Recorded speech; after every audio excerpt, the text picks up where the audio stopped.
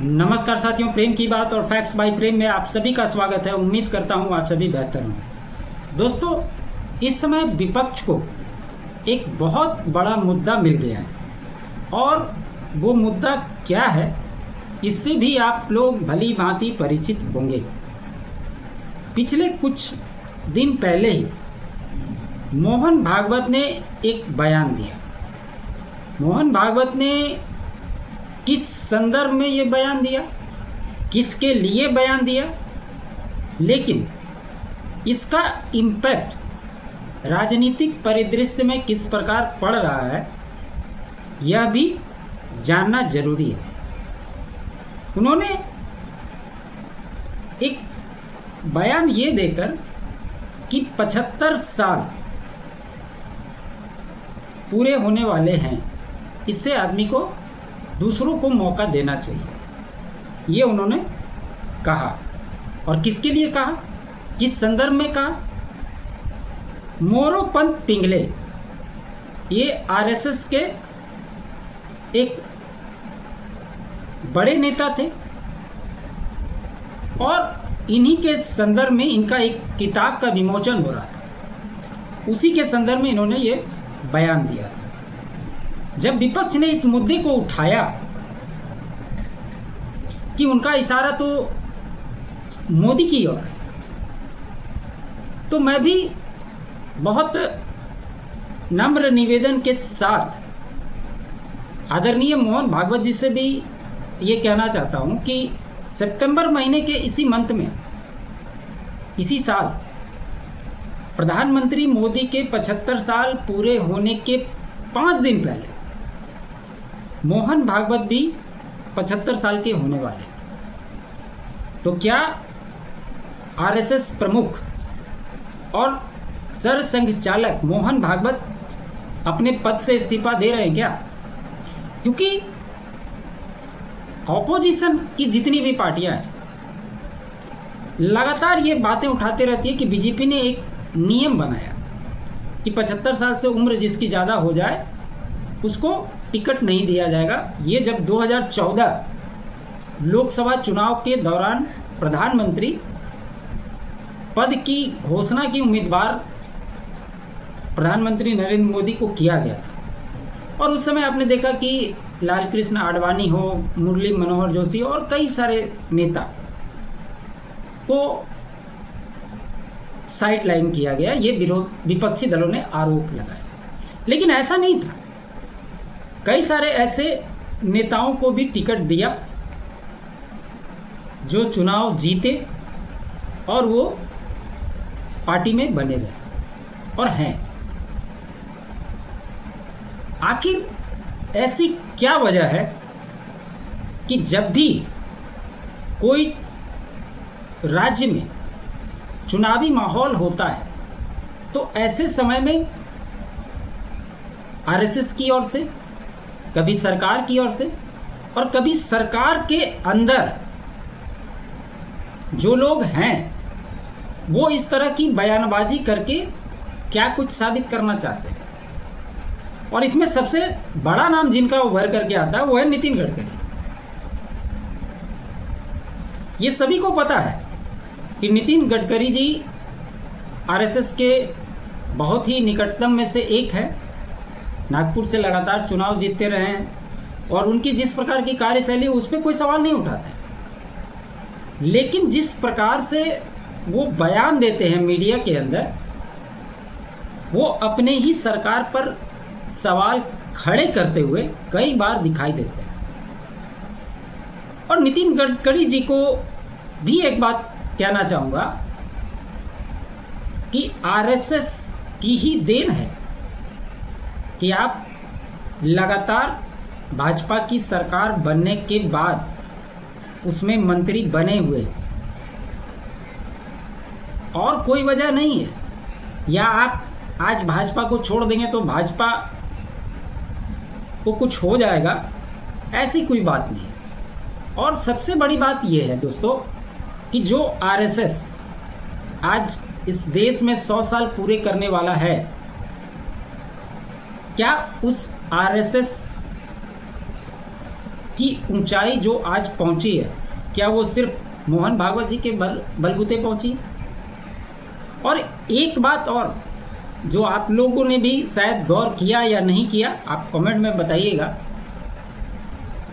आप सभी जानते हैं कि आरएसएस का हेडक्वार्टर नागपुर में, और आरएसएस के इस 100 साल के इतिहास में महाराष्ट्र से बाहर जो लोग आरएसएस प्रमुख बने हैं, उसमें एक रज्जू भैया थे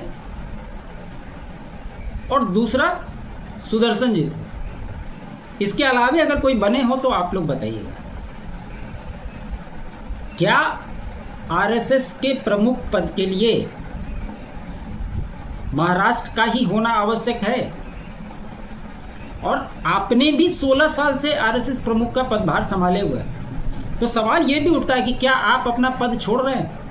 आप अपना पद छोड़ सकते हैं? तो इसका जवाब यही है कि बिल्कुल नहीं। तो फिर जिस पार्टी को आप समर्थन करते हैं, जिसके साथ मिल करके आप आगे बढ़ते हैं, उसके लिए और कई बार प्रधानमंत्री के लिए भी कई तरह के वक्तव्य इन्होंने दिए। आखिर क्या साबित करना चाहते? क्यों विपक्ष को ये मुद्दा आप दे रहे हैं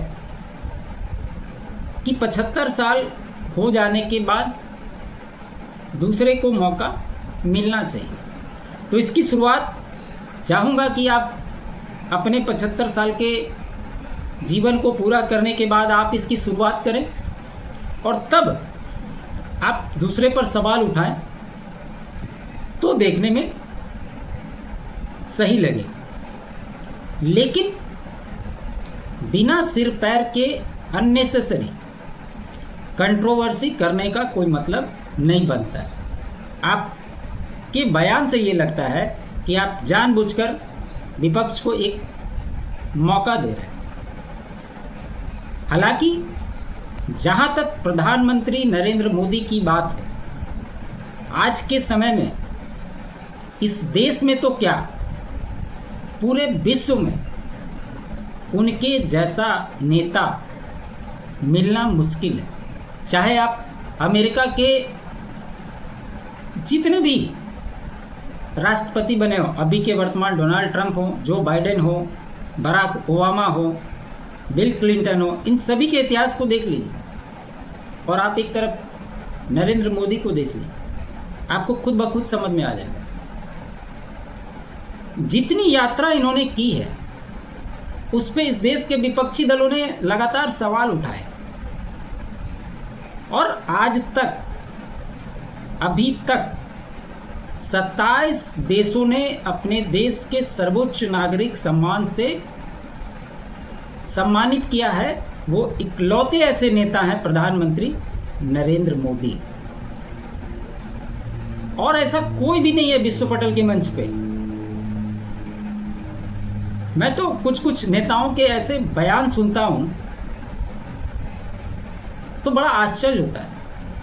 एक भगवंत मान का बयान मैं पढ़ रहा था, वो कहीं पे कह रहा था कि 10,000 वाले लोगों के देश में जाते हैं और वहाँ से कोई सम्मान मिल जाता है, और भारत में जो हो रहा है 145 करोड़ लोग इसको छोड़ करके घूमते रहते हैं। इस बेवकूफ़ आदमी को ये नहीं पता है कि वो क्या बोल रहा है। कहने के लिए तो एक राज्य का मुख्यमंत्री है, पंजाब जैसे राज्य, उसके अंडर में पूर्ण बहुमत की सरकार है, उसके अपने खुद की पार्टी में क्या हैसियत है, यह पहले भगवंत मान को बताना चाहिए। जो अरविंद केजरीवाल दिल्ली का चुनाव हारने के बाद पंजाब में तब से बैठा हुआ है और ये भगवंत मान उसके पीछे पीछे घूमता है, इससे क्या देश के नागरिकों को बेवकूफ़ समझ के रखा हुआ है क्या? उसको समझ में नहीं आता कि तुम्हारी हैसियत क्या है सो, और तुम इस देश के प्रधानमंत्री पर बयान देते हो। अगर तुम्हारी उतनी ही औकात है तो तुम पंजाब में ही अपने लिए कुछ सम्मान पुरस्कृत होकर दिखा दो, जनता से वोटिंग करवा करके, तुम्हें तुम्हारी हैसियत समझ में आ जाएगी। तो ये इस देश का दुर्भाग्य है। तो ये क्या कुछ हुआ था? सरसंघचालक मोहन भागवत ने क्या बयान दिया था वो भी जानना जरूरी है। 9 जुलाई को मोहन भागवत जी ने मोरोपंत पिंगले की एक इंग्लिश किताब का इनॉग्रेशन में विमोचन कार्यक्रम में पहुंचे थे। इस दौरान उन्होंने संघ के वरिष्ठ प्रचारक मोरोपंत पिंगले के 75 साल पूरे होने पर उनकी की गई एक बात को याद करते हुए यह टिप्पणी की थी। महाराष्ट्र के नागपुर जिले में वनमती ऑडिटोरियम में इकट्ठा हुए लोगों को संबोधित करते हुए आरएसएस प्रमुख मोहन भागवत ने कहा कि वरिष्ठ संघ प्रचारक मोरोपंत पिंगले ने एक बार कहा था कि जब 75 साल की उम्र में शॉल आपके कंधों पर डाली जाती है तो इसका मतलब है कि आप एक निश्चित उम्र तक पहुंच गए और अब आपको पीछे हटकर दूसरों को काम करने देना चाहिए। उन्होंने कहा कि मोरोपंत पिंगले ने यह बात तब कही थी जब वह वृंदावन में उनके 75वें जन्मदिन के मौके पे सम्मान के रूप में शॉल उड़ाई गई थी। मोहन भागवत ने मोरोपंत पिंगले की सहजता की तारीफ करते हुए कहा वह शॉल उनके सम्मान का प्रतीक था, लेकिन उन्होंने इसके पीछे के गहरे अर्थ को समझा और ये बताने की कोशिश की कि अब अगली पीढ़ी को आगे बढ़ना चाहिए। जब ये सारा विवाद बढ़ा इस बयान के बाद, तो उन्होंने अपने बयान को स्पष्ट करते हुए कहा कि यह टिप्पणी केवल वरिष्ठ संघ प्रचारक मोरोपंत पिंगले के संदर्भ में दी गई थी, इसके अलावा किसी और से कोई लेना देना नहीं था। तो सवाल ये उठता है कि आखिर ऐसी बयानबाजी होनी ही क्यों चाहिए? और सवाल यह भी है कि क्या आरएसएस के प्रमुख सिर्फ महाराष्ट्र से ही होने चाहिए? क्या महाराष्ट्र के बाहर इस देश में आरएसएस की शाखाएं नहीं है? क्या वहाँ वैसे विद्वान लोग नहीं हैं जो आरएसएस को चला सकें? और ये कोई राजनीतिक पार्टी नहीं है। अगर कोई ये सोचता है कि बीजेपी अगर नरेंद्र मोदी, जैसे विपक्ष कहती है कि भाजपा नरेंद्र मोदी और अमित शाह की पार्टी, वो जैसे चाहते हैं वही होता है, लेकिन क्या इनके बाद भाजपा खत्म हो जाएगी? ऐसा नहीं है। और इससे पहले भी अटल आडवाणी युग में भी भाजपा चली आ रही थी, उसके बाद आज का युग है और इसके बाद भी भाजपा रहेगी। ये कांग्रेस की तरह गांधी परिवार की जागीर नहीं है कि कोई भी रहे वो गांधी परिवार के इर्द गिर्द ही रहेगा।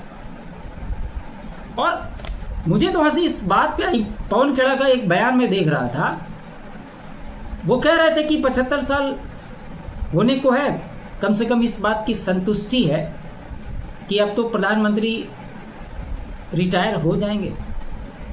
आप इस बयान को इस प्रकार से देखिए कि कांग्रेस कितना दुखी है। वो आज से नहीं, 2001 से जब से प्रधानमंत्री नरेंद्र मोदी गुजरात के मुख्यमंत्री बने थे, तब से लेकर वो 24 साल हो गए और कांग्रेस लगातार ये प्रयास कर रही है कि किसी तरह से नरेंद्र मोदी को हटाया जाए। लेकिन नरेंद्र मोदी की एक खासियत जो आप सभी ने देखा है, उन्हें किसी के दिए गए बयान से कोई फर्क नहीं पड़ता है। उन्हें अपना टारगेट पता है और उसी के हिसाब से वो आगे बढ़ते रहे हैं और आगे भी ऐसे ही बढ़ते रहेंगे। क्योंकि जब 2024 का चुनाव हुआ था तो ये सारे विपक्ष वाले बोल रहे थे कि 6 महीना नहीं चलेगा, 4 महीना नहीं चलेगा, साल भर तो बिल्कुल नहीं चलेगा, क्योंकि मोदी को गठबंधन की सरकार चलाने का अनुभव नहीं है। लेकिन आज सरकार 1 साल पूरी भी हो गई चलाते हुए, और मैं ये दावे के साथ कह सकता हूँ 2029 तो छोड़िए, 2034 का चुनाव भी प्रधानमंत्री नरेंद्र मोदी के नेतृत्व में लड़ा जाएगा।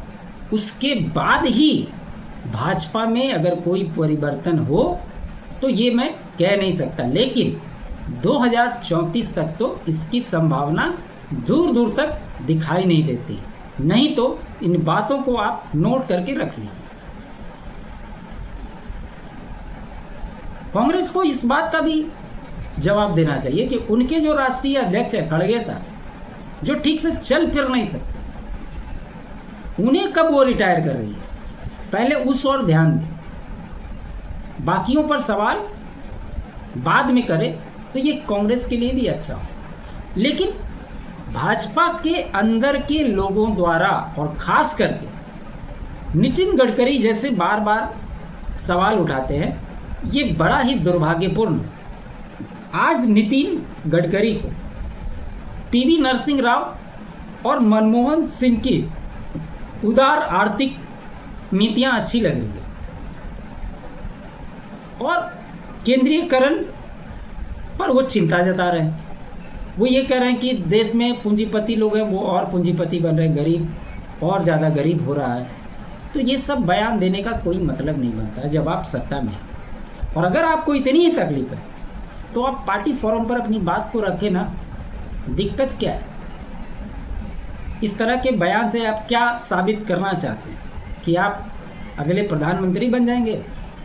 तो ये सपना ही रहेगा, आप बन नहीं पाएंगे और इसमें आरएसएस भी कुछ नहीं कर पाएगा। क्योंकि आज के डेट में प्रधानमंत्री के आसपास पक्ष या विपक्ष किसी के पास ऐसा कोई नेता नहीं है।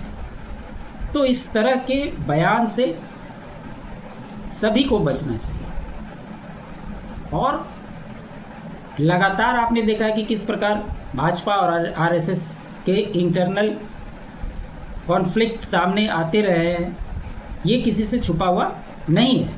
और जो लोग राजनीति को अच्छी से समझते हैं उन्हें भी पता है किस तरह के बयान से आप क्या कुछ दिखाना चाहते हैं, क्या कुछ समझाना चाहते हैं, यह भी लोगों को अच्छे से पता है।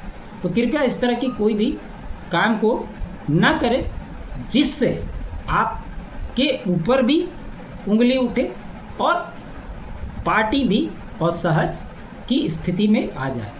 तो खबर यही थी दोस्तों। उम्मीद करता हूँ मेरा ये विश्लेषण आपको अच्छा लगा हो। अच्छा लगे तो लाइक ज़रूर कीजिएगा, अधिक से अधिक शेयर कीजिएगा। चैनल पे नए हैं तो चैनल को सब्सक्राइब कर लीजिएगा।